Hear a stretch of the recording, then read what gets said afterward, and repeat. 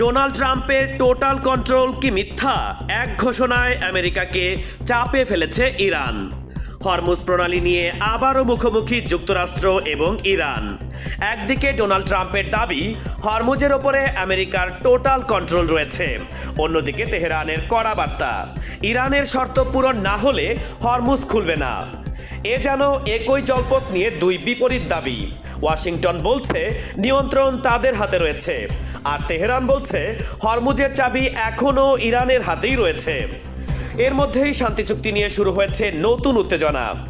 যুক্তরাষ্ট্র দাবি করছে চুক্তির গুরুত্বপূর্ণ শর্ত ছিল হরমুজ প্রণালী খুলে দেয়া, কিন্তু ইরান সেই শর্ত পূরণ করেনি। তবে ইরান বলছে ভিন্ন কথা।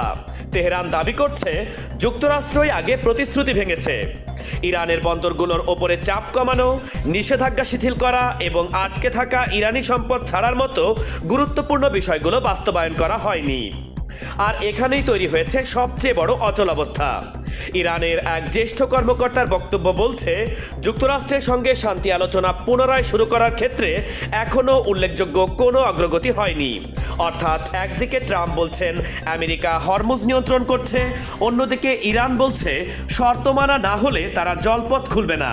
তাহলে আসলে কার হাতে হরমুজের নিয়ন্ত্রণ রয়েছে?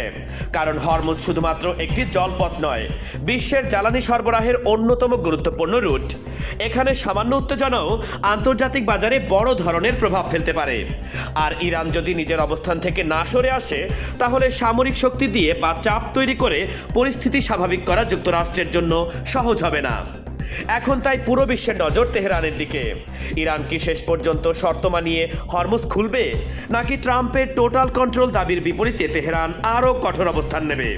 হরমুজের এই সংকটই হয়তো ঠিক করে দিতে পারে পরবর্তী পদক্ষেপ হবে শান্তির পথে নাকি আরও বড় কোনো সংঘাতের দিকে।